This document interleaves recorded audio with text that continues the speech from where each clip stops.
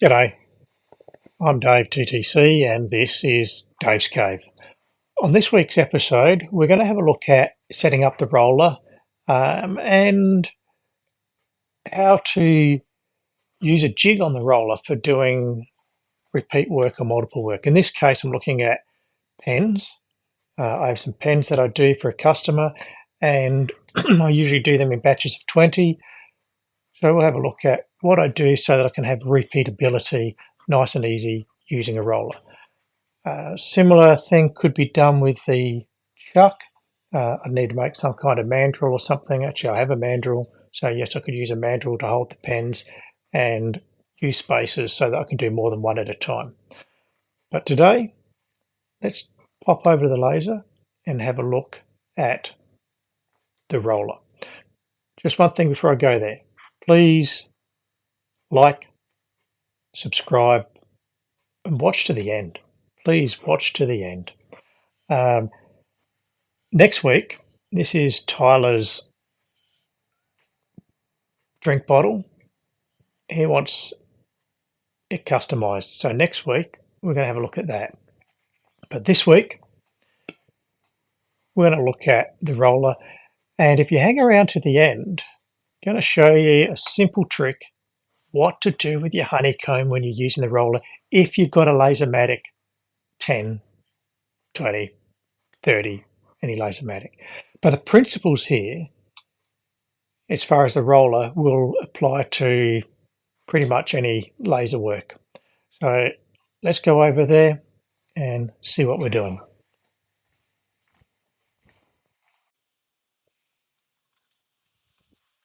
Okay, so here we have a Lasermatic, but the principle applies to pretty much any laser. With the Lasermatic, it's got these pins which hold your roller in place. I don't know what other lasers have, and what I've done here is I've just drawn a line so that I can quickly reference it, drop it in, plug it in, I'm ready to go. Now, let's assume that you might be using a laser that's not set up with pins to put your roller in place. If you're going to do bulk work, you really want to have repeatability. So what I suggest is you want to have some kind of reference points. Now I've got points in here where I can just pop these coasters in. And so I could use them to reference my laser, my roller, and it's always in the same spot. You can put some screws in, you can put some blocks in. It depends what you use your laser for, and if your honeycomb is, how elevated your honeycomb might be if you've got a honeycomb. My one goes up here. Unfortunately, this doesn't fit in under the honeycomb, but it can fit up there. And so then I leave it in my enclosure underneath the honeycomb. Excuse the noise. And I'll often just pop a bit of alfoil over the top just so that any laser and soot doesn't go through and potentially damage the rollers. Alright, so I don't need to use anything to locate my roller, but if you do, work out how you're going to do that. So very simply, in my case, just drop that straight in and pop my connector in. I'm ready to go. I'm set up on the smallest section here because I'm turning pens, or I'm not turning pens, I'm doing pens. Depending on what you're doing, you may need to adjust this and set different spots. For every position, you need to know the exact center of the rollers so that you can bring your laser head over to center. Now, I made, when I did the first pen, this little spacer here so that the notch will fit over the screw. I'll just pop that in. And so then what I could do is grab my pen blank. Now today I'm not actually going to do pens, I've just cut some dowel. And I could just drop that in, pop it up, and that would just give me a reference for repeatability so that they would all be in the same spot. Move forward to, I've done the prototype and now I want to do bulk. So what I did was I made this board here. I worked out where the center was over top of that. I used my other, I used this one as a basis to set out where the notch is and how thick this section here is. And so I just pop that over the top, got a hole in there, I make sure it's lined up there, and I just pull it back onto that screw, and now I can just drop that in. And I can do 3 at a time. Now for what I'm doing, I can just center them in those gaps. I could go to one side if I wanted to. I typically just have it slightly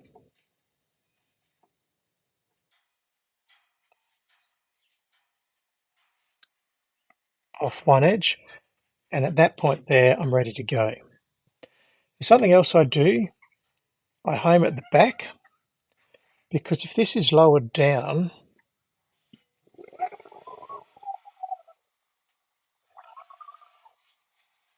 and I'll get it to the height that I need to be for doing these, which is just clear of that knob there. I'll just go to that knob, just back it up a touch. Home is typically over here. If something goes wrong when I'm lasering and I home it, it bashes into the roller mechanism. And a similar scenario would happen with the chuck. And so I don't home at the back left, I home at the back right. But there's something else. I have a stand for my honeycomb. So I need to make sure that that is gone as well. So whenever I'm doing roller work, I've got a set of Allen keys that go on a screwdriver, nice and easy. In fact, last time I put this back, I didn't even screw it up tight. I just popped it in, so it's just finger tight. I can just undo them.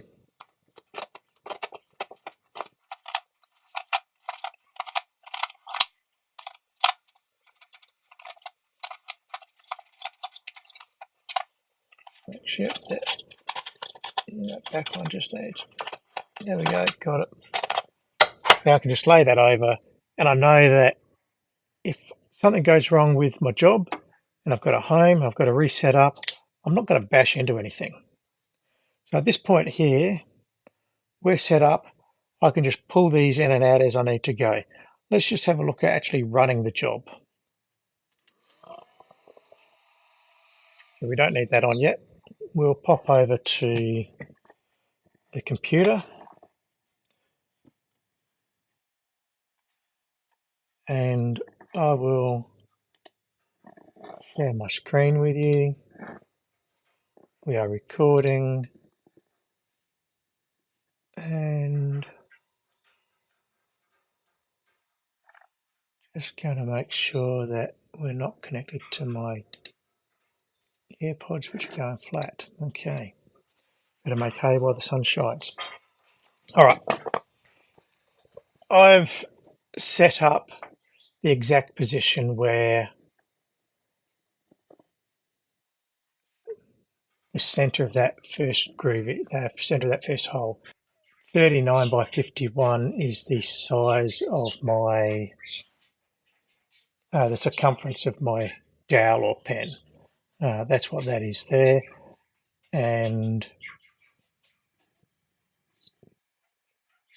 from here to here is the length of each groove. These pens that I do all have a serial number on it, thus these numbers going up, and the serial number gets hidden underneath the clip of the pen. They're slimline pens. This one here, we'll just do a, let's see what layers we've got turned on. All right. So let's just have a look at our preview. In this case here, we'll run that. And we can see that it's doing one at a time, up and down, a little bit all over the show. What I like is for it just to do across the screen from one point to the next and do all three at once. I don't want the rollers jumping back and forth from one point in the logo to another point. I want it all to line up nicely. But we're going to sort of run this like this. Before we do a job, we need to make sure that our rotary is enabled. Let's just see how it goes, and if they all line up nice and neatly at the end, as it does them one at a time. We'll turn the laser on, we will home it. Yep, still talking. I need to nudge. I need to set the height, which is somewhere over here. So we're going to just send the laser to there. So I can double check the height. Oh yes, we're still set. Beautiful, that clears beautifully. All right, so now in our save positions, I've already worked out where the roller needs to be. And so that's going across to that spot.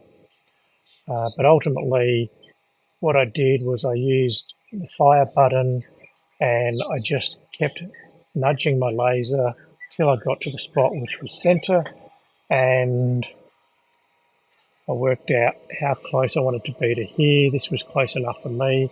I could have come another 5mm towards the roller had I wanted to, but this is good. That's a nice reference point for when I'm doing low work. When I'm doing higher work and I'm up above the roller, it's not such an issue. And so then I will have a roller position. We just click on manage. So this gives me my roller position, 101 and 77.5. That would change for each roller position. But we're looking at doing small stuff, batch runs on the roller. We've got that set. We've set the Z speed to 200 and the X speed to 3000.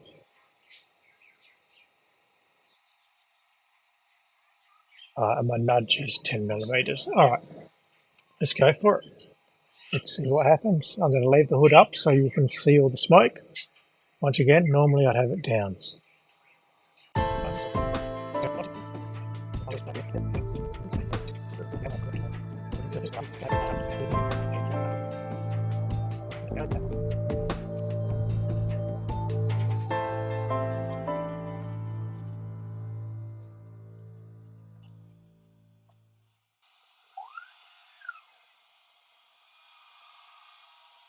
Okay, there we go, job done. They look to be in a reasonably straight line. Just checking the, for some reason that one looks to be a little bit crooked.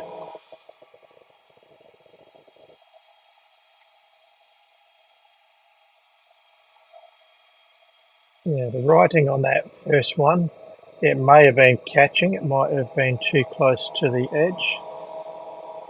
But that,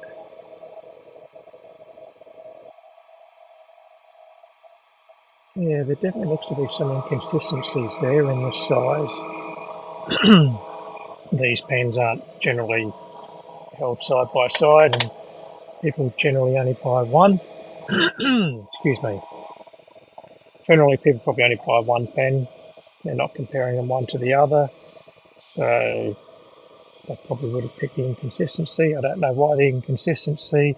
It could be that it was slightly slipping on the roller. However, I did try to make sure that my speed was set so that that wouldn't happen. Now, to run the job again, I do need to go back to my roller position.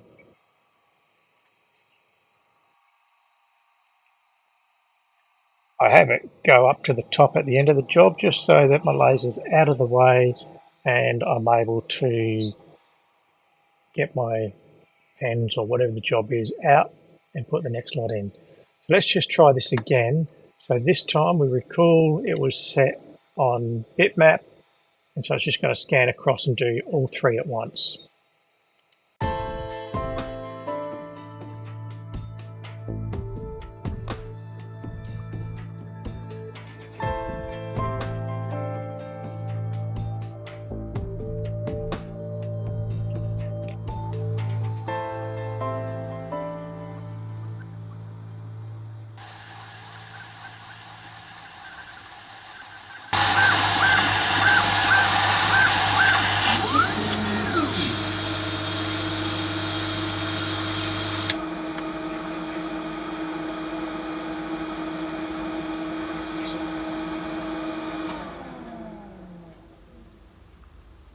I'm not sure how good you can hear me up there. My microphone just went flat, but we see that these all line up nice and straight.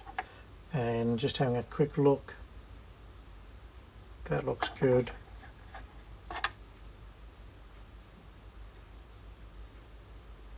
That looks good.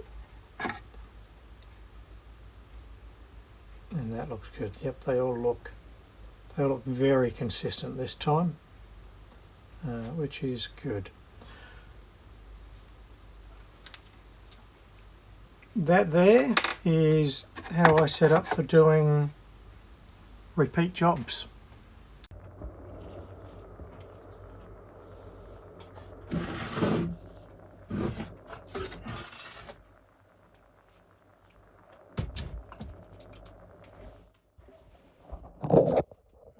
The honeycomb just goes underneath. All I've done is I've put some 19mm or 3/4 inch blocks under each of the feet, and so I'm just quite easily able to slide the honeycomb underneath the Roly.